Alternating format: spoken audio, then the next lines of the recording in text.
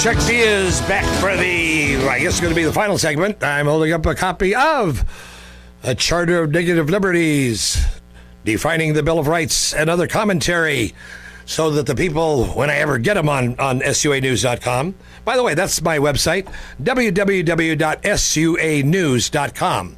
That's speakupamericanews.com, SUAnews.com. All right, getting back to this thing about... I'd like to wrap it up on the Constitution so that next week we can get on to other things. But I got to play one thing that has come up this week, and it's actually part of the discussion about the Constitution. All right? Listen to this. I'm tired of hearing about the minimum wage. I really am. I don't think there's a mother or father sitting around a kitchen table tonight in America who are saying, you know, honey, if our son or daughter could just make a higher minimum wage, my God, all our dreams would be realized. All right. Now, what is he saying there? If you listened to me last week, I told you I started working at the age 9 years old. I was counting tortillas at the end of a machine that would send out these corn tortillas. I'd do that from 6 a.m. to 8:30. I think it was 6 a.m. Could have been 5:30 or whatever. And then I'd run to school from 9 to 3, and then I'd sell papers after school. When I could, I'd wash cars at a gas station for whatever the guy would pay me. I was able to negotiate what I wanted and what he would have to pay for the service that I was willing to give him. I might show up at a gas station or a restaurant and say, hey, do you need somebody to clean this place up? And they go, no. And you say, well, look, I'll do it for $1, or I'll do it today, probably $8, $5, $6, whatever it is. And you can probably negotiate yourself into a job. It is none of the federal government's business what we do. Not one. We can hire ourselves out for whatever we want. They should not stop us from working. Do you realize what the minimum wage did to the 18 to 24 year old and 18 to 24 year olds in America? They've got 25% unemployment because a business doesn't want to pay that kind of money to a person who doesn't know what he's doing. The government doesn't understand business. It's not designed to, and it shouldn't. But then let's see what Mr. Obama thinks about minimum wage during his State of the Union address. Americans understand that some people will earn more money than others, and we don't resent those who, by virtue of their efforts, achieve incredible success. That's what America's all about. But Americans overwhelmingly agree that no one who works full-time should ever have to raise a family in poverty.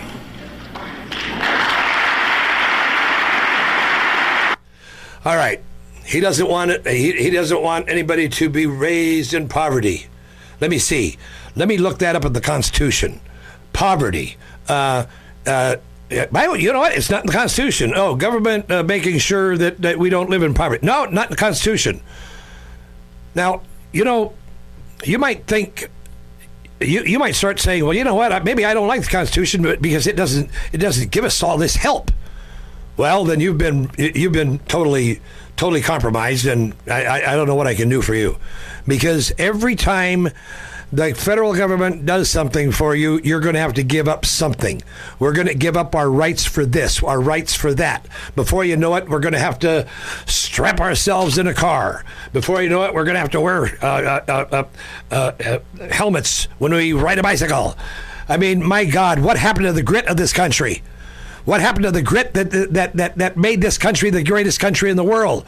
We walk around like we're in the age of fear.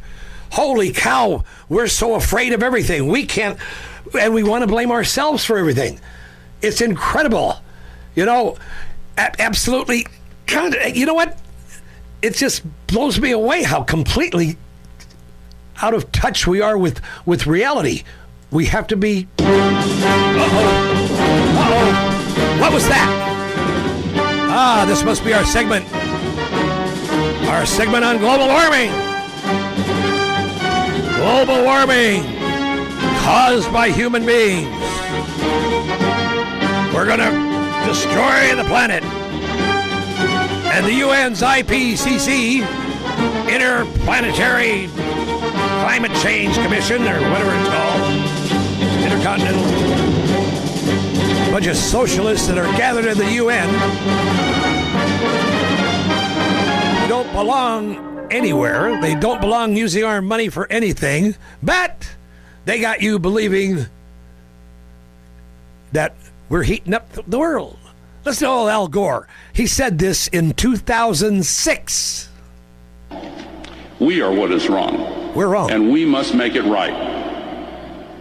Last September 21st, as the northern hemisphere tilted away from the sun, scientists reported with unprecedented alarm that the North Polar ice cap is, in their words, falling off a cliff. Another new study to be presented by U.S. Navy researchers later this week warns it could happen in as little as 7 years. Now, he said that in 2006. He predicted that the Arctic polar ice cap would be gone by 2013. It's 2013. It's not gone. In fact, it's bigger than it was back when he was talking. Antarctica is at the largest mass of ice in the history of satellite recorded data since 76 or 79, when they first put the satellites up there. The people hate these people hate satellite data. They can't stand empirical data. They don't like a real temperature record. They like computer models. Computer models is in their bag, and that's what they are. They have got all of you, and this administration is part of it. Got you all convinced that we are exhaling CO2 and that CO2 is a pollutant to us. What happened? Where did that come from? That's absolutely impossible. When I was a kid, I was taught about the carbon cycle. We exhale, the plants take it in, the plants grow, and they release oxygen. You know what's happened over the past 10 years? Actually, look this up. There hasn't been any increase in the global quote-unquote warming for the past 18 years. CO2 is still continuing to rise, but there's been a pause in global warming. And they can't figure it out. They're having one heck of a time trying to explain why this pause is the pause. One of them actually came out and said the heat is going to the bottom of the ocean. Can you imagine that one? The heat is going to the bottom of the ocean? Like heat goes down? You know, that's like boiling an egg with a blow dryer on top of the water? You know, I'm sorry. It doesn't go to the bottom. The temperature has not risen significantly. It may be like a tenth of a percent or something like that. But for 18 years, CO2 in the meantime is going up. What does that mean? The earth is getting greener. Overall, the earth is getting greener because CO2 is plant food. CO2 is what plants like. One day I was flying into Amsterdam. My wife and I were on our way to Prague, and I couldn't believe all these greenhouses that I saw. I mean, it looked to me like hundreds of square miles of greenhouses. I looked it up. And Amsterdam, in that area, that's the produce capital of Europe. They grow things there faster, bigger, and vegetables, tomatoes, fruits, everything in Amsterdam. They are the produce capital. In greenhouses that have 2 to 3 times the amount of CO2 that we normally breathe. All right? We have no control over the CO2. Just because it happens to be going up, these scientists, these money-grubbing scientists, these government money-grubbing scientists that want to get your money for their little projects. You know, they call the skeptics flat earthers. You know, let me tell you something.